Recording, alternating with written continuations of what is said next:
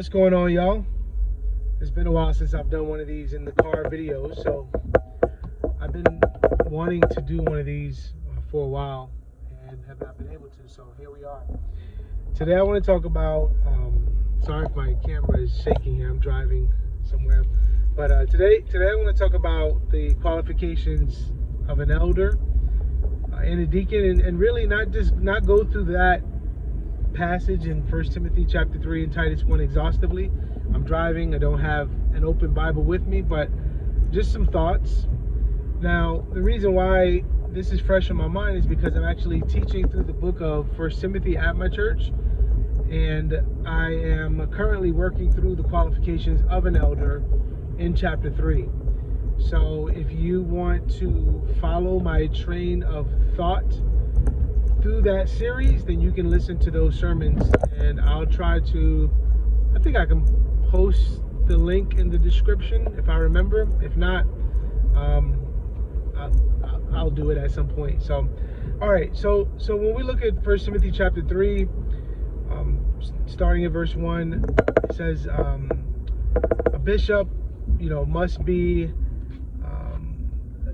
if anyone desires the office of a bishop or an elder, or anyone who desires that office, he desires a good thing, right? Like this is, he desires a good thing. So, the good thing here is obviously the call of the bishopric is a good thing. It's a noble task. It's honorable to the Lord, but also it's a reminder for the one who's called to that office that this is a good thing.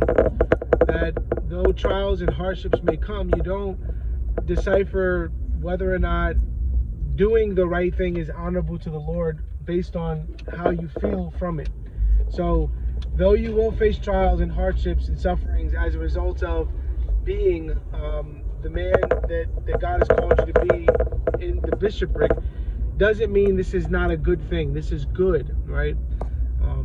So that's how it starts off. But when you think about this desire isn't merely a subjective feeling, but really it's coupled with the external circumstances and the Word of God. So this is how I explained it at my church. Desire is internal, and God is the one who gives desires, but sometimes desires come from external pressures, right? Someone is faithful to church attendance and they read their Bible a lot. You should really be a pastor. Well, every Christian should be reading their Bible and attending church. So that criteria in itself does not mean the desire is warranted. Moreover, a woman can be well-spoken, and she can be very, very well. She could be very good with administrative skills, etc. But her desire is unwarranted because God doesn't permit a woman to be a pastor. So desire, though it is an indication, it's not the indication. Now, desire must also be coupled with external circumstances. In other words, there should be some kind of confirmation from people that you are actually gifted and called in this area. So there should be some kind of validation. So if and when you teach, given that you're a man, and given that God gives you this, you feel this burning passion and desire to be used by God in the ministry, that should be confirmed by those who watch your life and those who hear you teach and preach and say, you are gifted in this area. You really should consider, educating yourself and going a little further into the ministry, So there's that. And then lastly, obviously, there's the Word of God. If you don't meet the qualifications as given in 1 Timothy chapter 3 and Titus 1, then you're not qualified.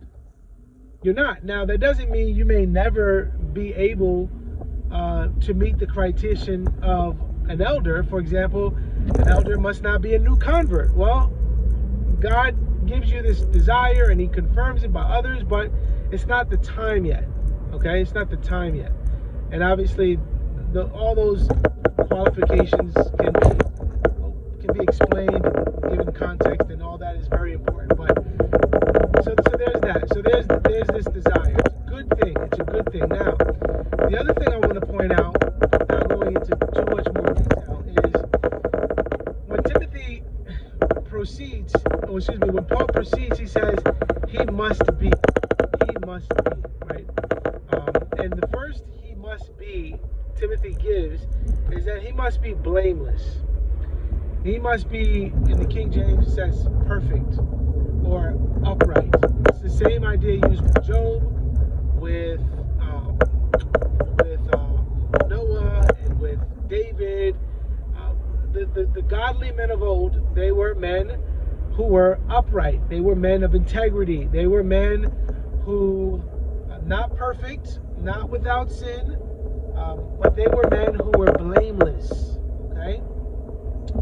The charges brought against them do not stick, right? And one person told me that the blameless man is someone who, when something comes out about him, people are surprised by, because that's not in alignment with his character, right? That doesn't mean that, you think of David. People were surprised. David, no, David had a lapse of judgment, and he sinned, and he sin brought him to places he never thought it would bring him. And this wasn't the movie, as it were, of his life. It was a picture. It was a snapshot, right? And our lives aren't categorized merely by snapshots. Now, if there's a bunch of snapshots that depict the movie of our lives, showing that we're not qualified because of sinful actions, then we can go from there. But if we're talking about pictures, snapshots, right, of a person's life, that in and of itself does not mean a person isn't blameless. Now, one more thing. So with respect to blamelessness, in that section of blamelessness, Paul is saying that this first qualification is really the umbrella for the other qualifications. So if this man of God is characterized as blameless, then that will flow into his marital relationship. He's the husband of one wife. He's vigilant, etc. Right? He goes on to explain the various qualifications. But really, blamelessness it serves as the umbrella of the other qualifications. And then I guess lastly, I'll point out, to stop here, is keep this under 10 minutes, is not only is the bishop, the elder, the as well as the deacon, right? He is to be blameless, and he's to have these qualifications. But really, in the grand scheme of the Christian life, all Christians are to be blameless. All Christians are to be blameless. In fact, when you look at the qualifications of an elder, they're really qualifications that every Christian should have, with the exception of being apt to teach. And I am going to get to that in my sermon series. I won't really get into detail about that here, but other than saying that the deacon, as well as all Christians in general, don't necessarily have to be apt to teach, right? Obviously, all Christians should be able to learn, to know how to learn, and be able to apply and use hermeneutics and be able to explain that to others, but they don't necessarily have the gift of teaching in the context of the congregation. So anyway, I'm going to stop there. Are you someone who is blameless? Are you someone who, if being considered as an elder at your church, or even as a deacon, do you meet the qualifications as found in 1 Timothy chapter 3 and also in Titus chapter 1? We oftentimes neglect these things. We undermine them. We, kind of brush over them and say, oh, he'll do, right?